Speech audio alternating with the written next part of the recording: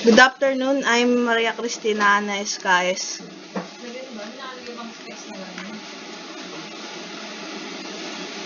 I'm Neil Jofiles Calera. We're going to report about the misconceptions about our pre-colonial past.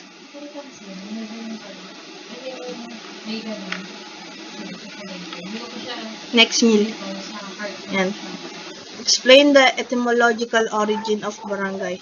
When the first Spaniards arrived in the Philippines in the 16th century, they found well-organized independent villages called barangays. The name barangay originated from the word balangay, which is a Malay word meaning sailboat. So, yung word na barangay, nagsimula siya sa word na balangay. Tapos yung ibig sabihin nun yung bangka. Tapos yung barangay, nagko-consist siya ng 13 to 100, 30 to 100 families.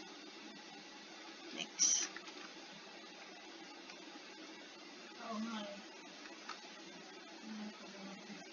Antonio Pigafetta was a Venetian scholar and explorer. He joined the expedition to the Spice Island led by explorer Ferdinand Magellan under the flag of King Charles I of Spain. And after Magellan's death in the Philippines, the subsequent voyage around the world. So, siya yung parang writer nung kwento naging nangyari nung panahon ni Magellan. So, dahil sa kanya, nagkaroon ng history between Magellan and Lapu-Lapu. And then yung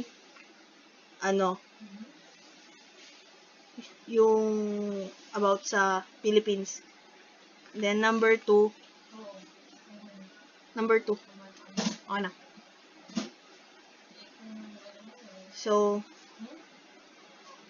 during pre-Hispanic times, Filipinos can be divided according to these classes. So, ito yung mga social stratification of the Asian Filipino. Ito yung mga role nila. The noble class, sila yung tinatawag na maginoo. The freeman class is the timawa. The warrior class is the maharlika. The indentured class is called alipin. Next.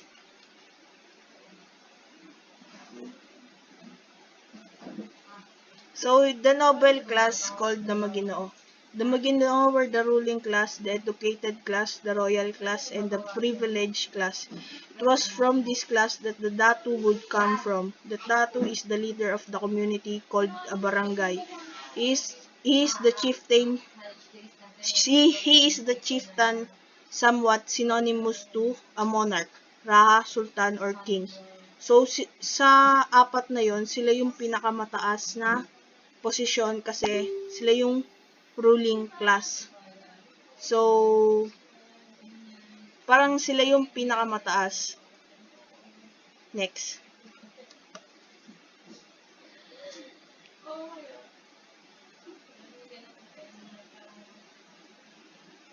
Next, Neil. Yan. The freeman class. This is also known as the Timawa.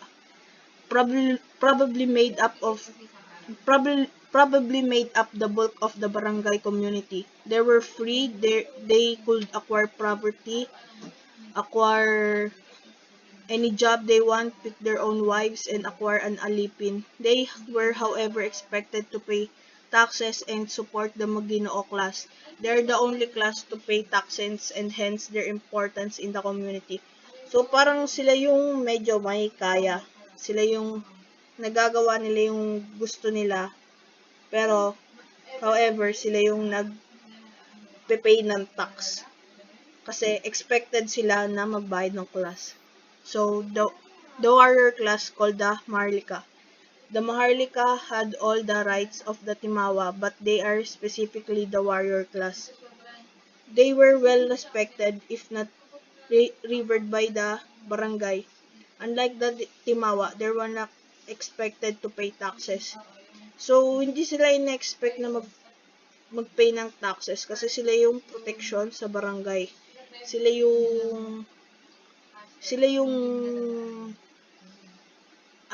parang guards ng barangay kaya hindi sila nagpe-pay ng taxes. However, dahil hindi sila nagpe-pay ng taxes, sila din yung magbi-build ng sarili nilang mga kagamitan para mag-defend. So, the indentured class called the Alipin. The Alipin had the least rights. So, siguro alam naman natin kung ano yung Alipin. They're not exactly slaves in the traditional sense, but they were indentured servants. So, nagsiserve sila sa mga master kung saan sila belong, kung saan yung master nila. So, mostly yung sinuserva nila yung mga timawa. So, the social equity exists at the past time of pre-colonial past. During pre-colonial times, women shared equal footing with men in society. In fact, it could be said that pre-colonial Philippines was largely matriarchal. So ano ba yung ibig sabihin ng matriarchal? So parang ibig sabihin nito parang yung babae yung mga nagli-lead nung panahon ng pre-colonial past. Kumbaga parang feminism ganon. Next. The roles and functions of Datu or Raha. Datu is the title for chief sovereign princes and monarchs throughout the Philippine archipelago. The title is still used today, especially in Mindanao, Sulu, Palawan, but it was used much more intensively in early Philippines history, particularly in regions of Central and Southern Luzon, the Visayas, and the Mindanao. Next. So, ito yung kayang gawin ng mga datu or in time of the peace, sila yung executive, legislator, chief justice. Sa war naman, sila yung commander-in-chief of armed forces. Sa foreign affairs, the datu enables treaties and truce.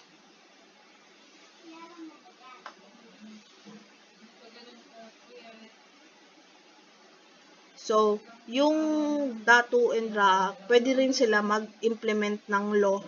Sila yung nagme-maintain ng peace and order at nag-give din sila ng protection dun sa subjects, kumbaga sa mga barangay. Yung paggawa nila ng law, with the assistance of group of elders yon yung mga matatanda. During the trial naman, sila yung nag-act na judge. So, para sa mga datu, madali para sa kanila na mag-run sa barangay kasi yung population small lang. Next.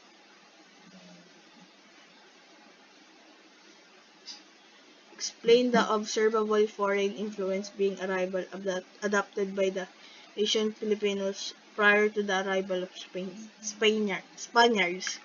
Next.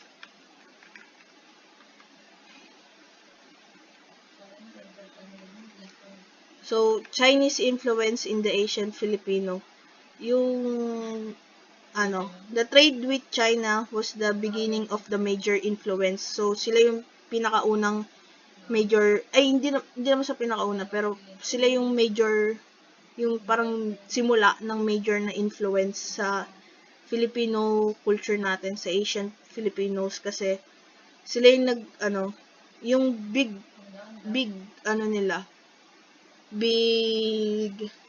influence nila is yung culinary arts, kasi sila yung nagbe-bring ng mga pagkain sa atin, yung sa kanila natin nalaman yung mga yung mga pansit, ganon, yung mga rice cakes, lalo na sa noodles, kaya gustong-gusto natin yung pansets. Galing yon sa Chinese. So, Japanese influences in the ancient Filipino. The arrival of the Japanese caused tremendous fear kasi simula nun, grabe yung mga Japanese sa atin.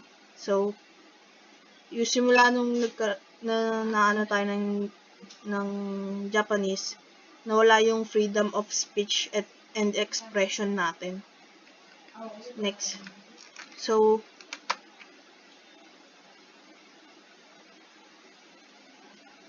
next. Yan.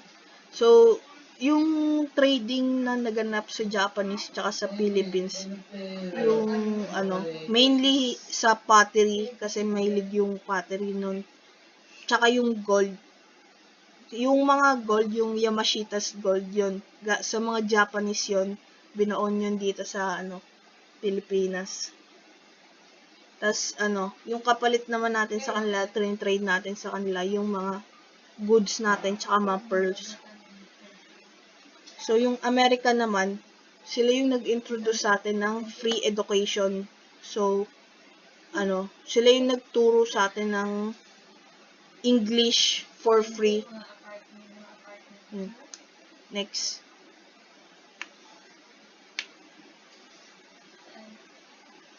Enumerate some of the norms and custom being practiced by the Asian Filipino when it comes to courtship and marriage traditions. Yan. Sa mga panliligaw naman. Next. Pasaguli or riddle courtship. This form of courtship has been practiced ever since before the Spanish rule arrived in the country. Ito yung yung kailangan yung both of the parents kailangan ligawan din nila yung magulang nung babae, nung lalaki. Yun, next. Ito, Rana or Serenade. Ito yung pinaka uso dati, yung magharana. Ito yung kakantahan ng lalaki, yung babae, through the window. Tapos may mga kasama sila na mga naggigitara. Ito yung pinaka-traditional na way ng pandiligaw. Ito, next. Paninilbihan or servitude. Ito naman yung para mapa-oo mo yung babae, kailangan mo muna manilbihan sa kanya. Kailangan mo siya tulungan sa lahat ng mga gawain. Like, kailangan mo siyang ipaglaba or kailangan mo siyang pag-igiban ng tubig, ganun. Paninilbihan, ganun. Next. Balak or spoken poetry. Ito ito yung popular sa Cebu. Tapos, ang ginagawa nito, gumagawa sila ng tula, tapos sasabihin nila sa babae na gusto nila. Parang kay Jose Rizal na gumagawa siya ng tula para dun sa mga babae na gusto niya. Next. Ito yung sending love letters. Ito yung hindi pa rin na mamatay hanggang ngayon kasi hanggang ngayon naman may mga sending love letters. Pero during the post-Hispanic times in the country, sending love letters was technically one of the most coveted dating and courtship norms. So, this gesture was inspired by the country's national hero, Dr. P. Jose Rizal, was fond of writing letters, poems, and novels. So, isa rin to kay Jose Rizal na uso niya dahil mahilig nga siya magsulat. So, kung hindi spoken poetry, mga love letters yung binibigay niya sa mga babae niya. Next. Yan. End na. Tapos na yan? Ikaw na.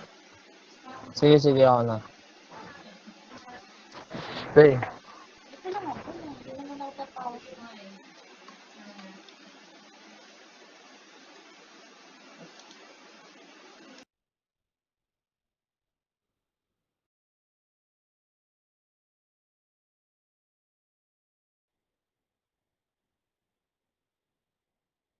Sandali, sandali.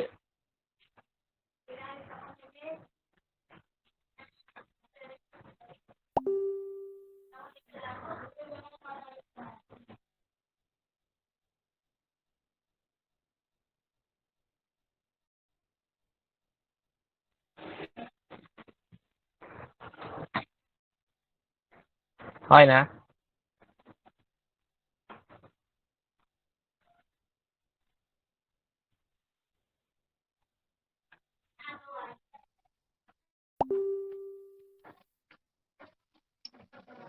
Start na ba ako?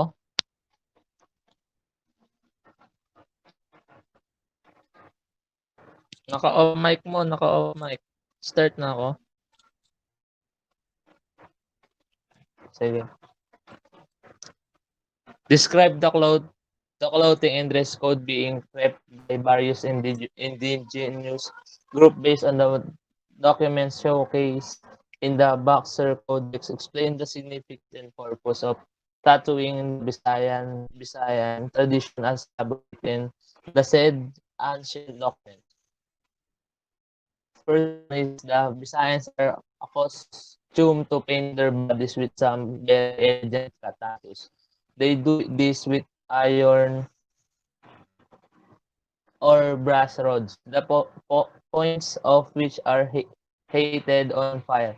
So yun, sa Visayas, kailangan na tradisyon nila at kultura nila magpapatato na nakalagay sa shoulder nila, sa legs, sa arms, sa hands, muscle, lahat ng buong katawan.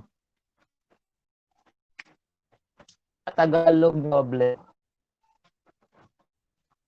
couple dressed na gold accessories. The dress of the woman is not as neat nor as elegant as that of the Visayans because they wrap a cotton or tefata mantle around the body with very little polish.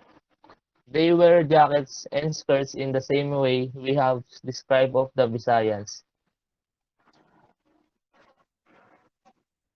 A pair of gold embellished Visayan noble couple woven gold adorn them in sashes with ornate refunds, buckles, cord weights. Naturales. Tagalog noble couple. The women carry much gold jewelry because they are richer than the Visayans. Men and the women also wear many bracelets and chains of gold in the arms. So yon, yung mga babae daw nila, mas marami sinusuot na mga ginto dahil magpapakita ito na mas mayaman sila kaysa mga Visayans. Ang mga lalaki at babae also naglalagay din ng mga bracelet na gold. A pair of male and female hunters from Zambales. If some close relative dies or is killed, they have to kill or other men to avenge the death of their kinsman. And until the mourning is done, they cut off the hair at the back and in the front. So yun, sila, yung mga ang mga babae at lalaki sa Zambales, yung mga silang mga hunter, kapag may namatay sa kanilang kamag-anak nila, kailangan nilang bumawi. Papatay sila ng ibang tao para ayun yung magsisilbi nilang paghihiganti. At pagtapos nilang mapatay ito, yung kanilang buhok ay puputulin na nila dahil nagsisilbi na ito ng kapayapaan sa atin. Visayans principal couple covered in tattoos. They have another type of clothing, which consists of cotton blanket. The men carry on their heads some very fine multicolored headscarf which they wear as some sort of Turkish turban. They call this in their language porons. The young men wear them finely with many inserts of strips of gold. A Cagayan warrior in a feathered headdress.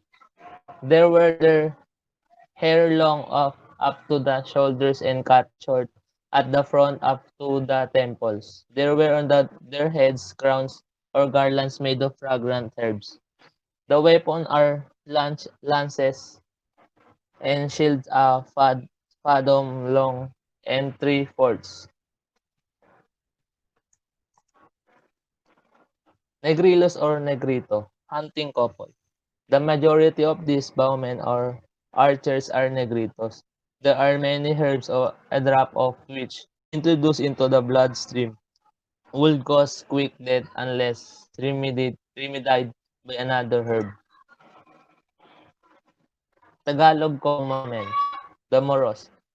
Islamized Tagalogs are dressed with the clothes of cotton are not naked like the Visayans. From the calves of the knees they wear many chains of 10 made of brass, which they call bitiks.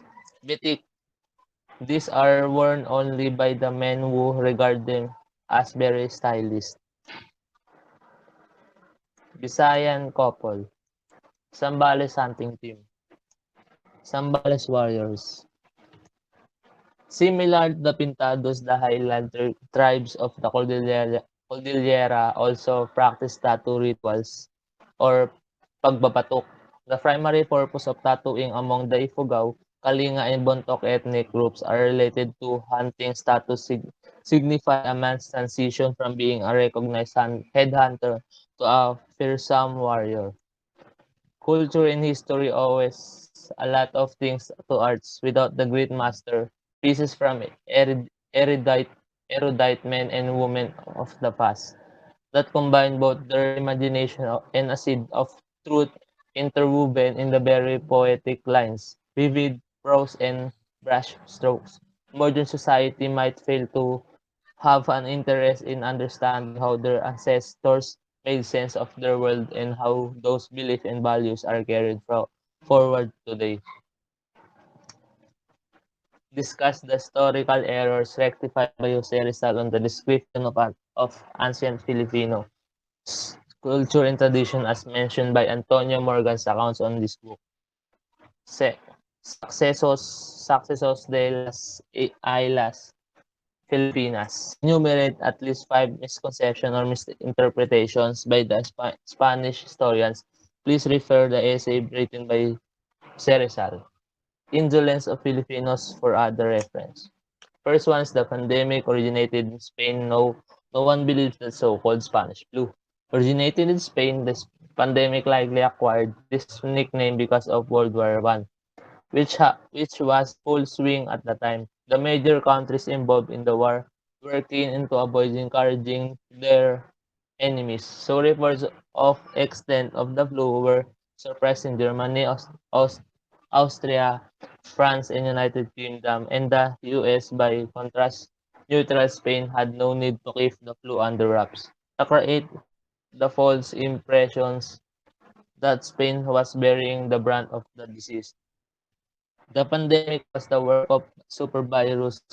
The 1918 flu spread rapidly, killing 25 million people in the just for 6 months. This leads some of their fear and the end mankind and has long fueled the supposition that the strain influenza was particularly lethal. However, more recent studies suggest that the virus itself, though more lethal than other strains, was not fundamentally different from those that caused epidemics in other years. The first wave of the pandemic was most lethal actually. The initial wave of the death from the pandemic is the first half of the 1918 was relatively low.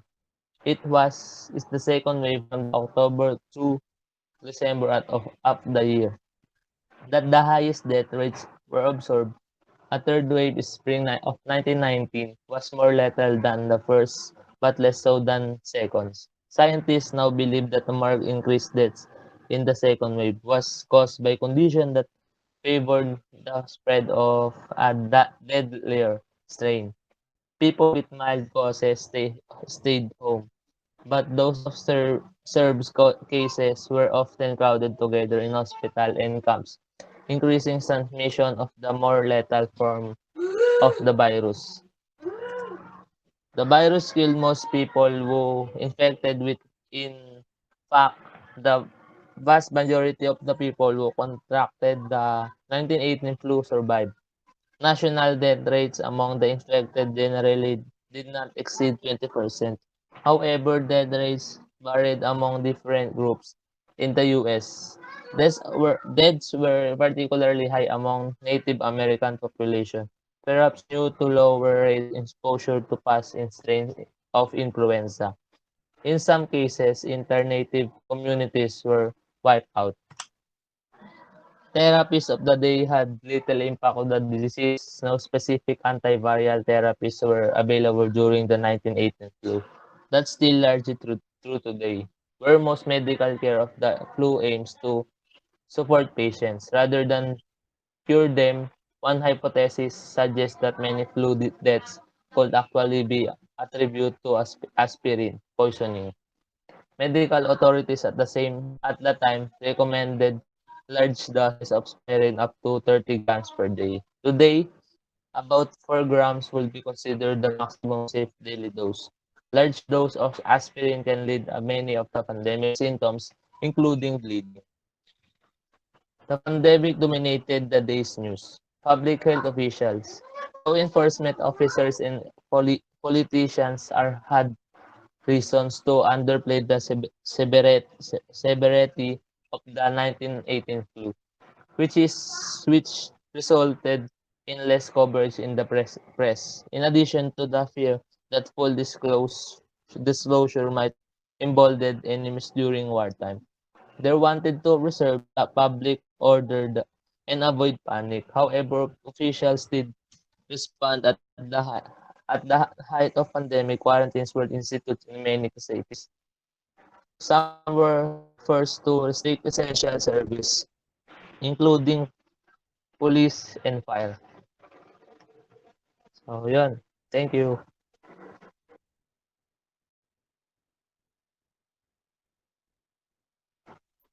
So,